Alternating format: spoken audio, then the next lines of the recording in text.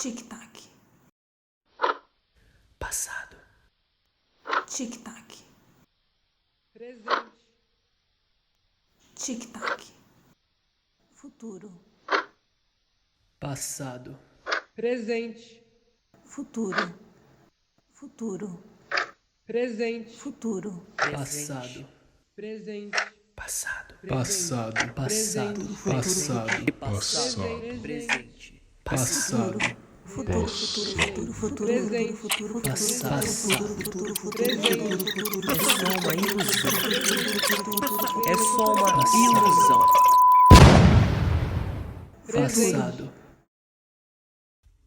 Albert Einstein escreveu numa carta em 1955: a distinção entre passado, presente e futuro é só uma ilusão, ainda que persistente.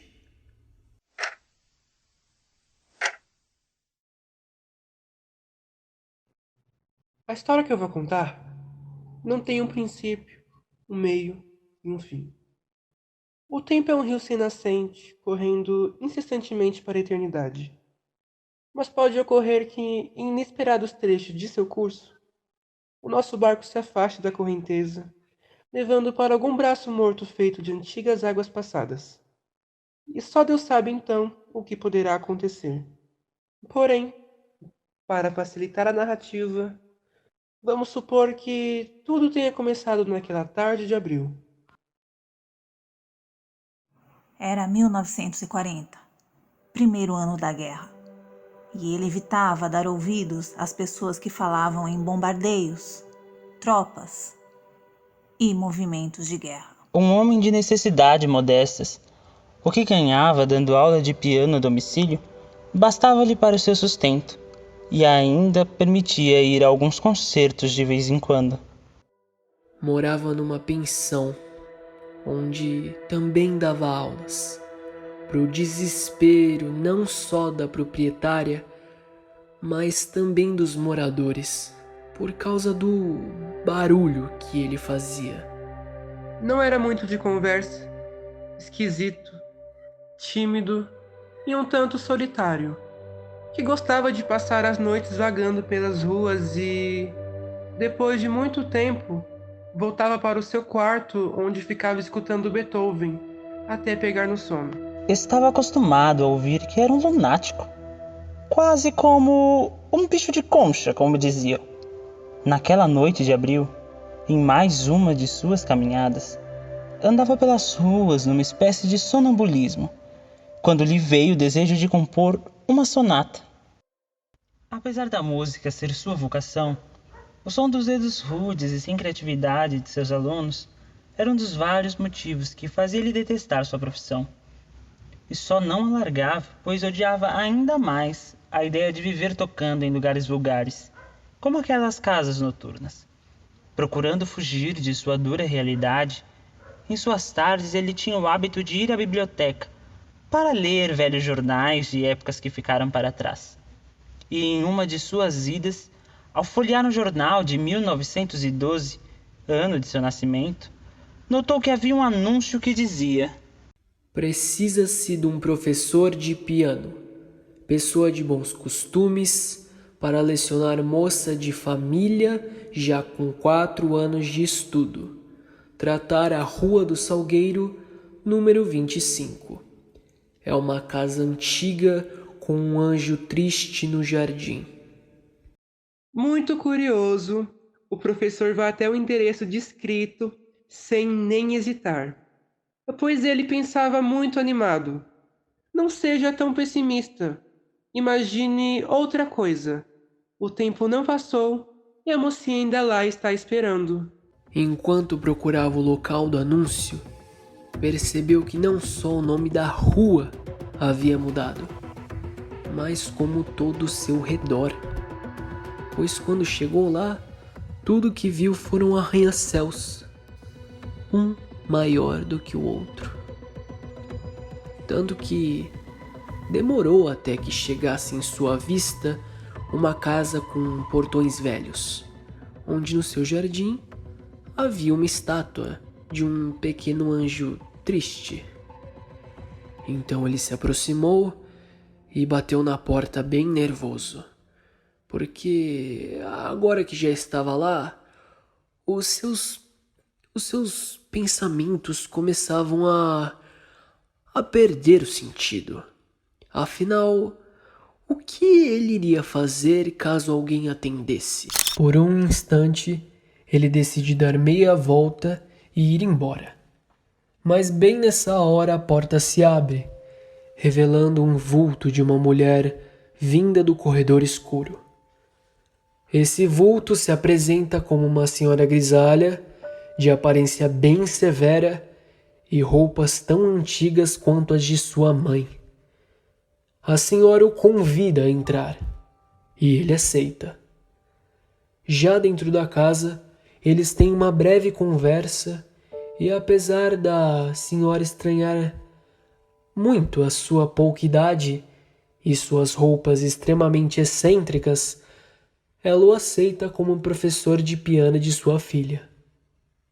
De repente, a sua filha Adriana desce as escadas toda vestida de branco. E o seu rosto era idêntico a de uma mulher misteriosa que frequentemente aparecia em seus sonhos. E aquele rosto que ele jamais viu com clareza agora estava nítido bem na sua frente, pois o lampião batia em cheio no rosto de Adriana. E a alegria do descobrimento se transformou em música no seu espírito. Na volta para casa, ele não parou de pensar nem por um segundo no que tinha acontecido.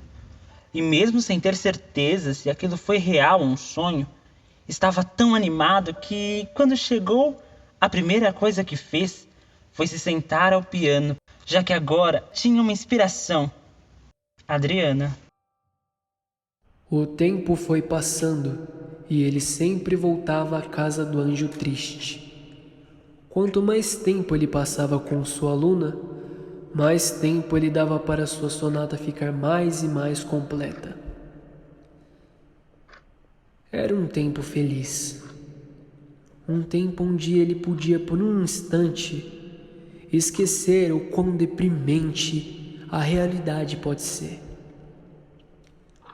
No final do mês de maio, ele terminou a sonata. Então, no dia seguinte, sem perder tempo, ele apresentou a sonata para sua amada Adriana.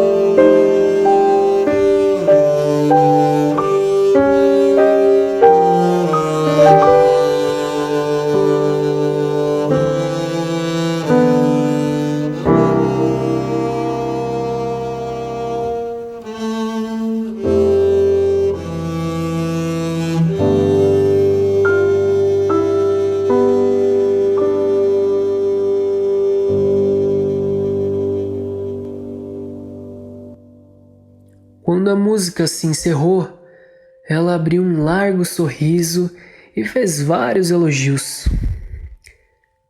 Ele sabia que não era daquele tempo. Tinha certeza. Não passava de um fantasma do futuro.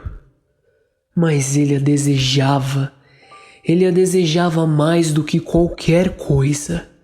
Então, num ato repentino de coragem, ele declara todo o seu amor. Eu te amo. Eu te amo. Eu te amo. Ele disse. Porém, a Adriana se levantou assustada, pois aquilo seria impossível. Ela já estava noiva. Ele mal podia acreditar. Como era possível alguém ser obrigado a se casar com quem não ama?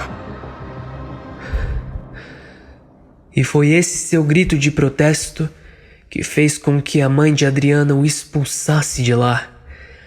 Afinal, ele tinha quebrado sua confiança.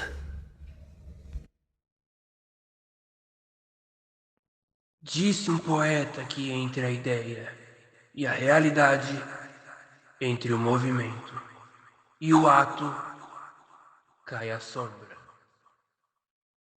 No dia seguinte, depois de muito lamentar, ele volta desolado, mas a casa do anjo triste já não está mais lá. Só o que encontrou foi mais um arranha-céu no seu lugar. A sua vida voltou a ser o que era antes. Por longos meses, os dias se arrastavam e as lembranças com Adriana era tudo que estava em sua mente. Aquele inverno foi longo e sombrio. Até que em um dia normal de setembro, enquanto folheava mais jornais antigos, encontrou em várias edições alguns trechos da vida de Adriana. Seu casamento, o nascimento de sua filha, que tinha inclusive recebido o mesmo nome de batismo de sua mãe. Por fim, em uma edição de 1919, o convite para o enterro de sua amada. Ele então saiu e se dirigiu até o cemitério da Luz, onde ela havia sido sepultada, segundo o jornal. Já no cemitério, enquanto observava a sepultura de sua amada, uma jovem mulher de vestido verde surge ao seu lado. Ela lembrava muito Adriana e ficou alguns minutos também observando o túmulo. Ao ser questionado pela jovem se ele a conhecia, ele confirma, apesar dela achar muito estranho, pois ele parecia jovem demais para ter conhecido sua mãe. Nessa hora, ele se dá conta de que está conversando com a filha de seu amor, também chamada Adriana. Depois de uma rápida conversa, Adriana descobre que ele era um músico, o que a deixou mais curiosa ainda sobre aquele estranho homem, e então o convida para sua casa. Afinal, ela e seu pai adoravam ouvir uma boa música autoral. Ela o guia até seu carro e o leva até sua mansão. Era uma mansão enorme, muito diferente daquela antiga casinha, porém com o mesmo anjo triste no jardim. Apesar de seu pai ainda não ter chegado em casa, ela estava determinada a ouvir pelo menos uma composição do músico. Então, ele se senta ao piano e só uma música vem em sua mente, a sonata. Mas antes mesmo de terminar, ela reconhece o som e o acusa de plágio. Ele fica todo confuso e logo ela traz uma partitura amarelada assinada Sonata em Ré menor, para Adriana, em maio de 1912. Quase não acreditou no que estava vendo. A sua sonata, ou melhor, a sonata de um grande admirador de sua mãe. Era tudo muito familiar, dolorosamente familiar. A moça lembrava muito sua mãe, mesmo que fosse completamente diferente da mesma. Isso o fez entrar em pânico, porque esperava que a primeira frase da sonata tivesse o poder de conjurar a presença da sua Adriana. No entanto, trazia a imagem de uma mulher vestida de verde, a nova Adriana. Sentia que agora, mais do que nunca, corria o risco de perder o seu sonho. Por isso, assim que Adriana saiu para pegar umas bebidas, se ergueu, pegou seu chapéu e saiu daquela casa para sempre.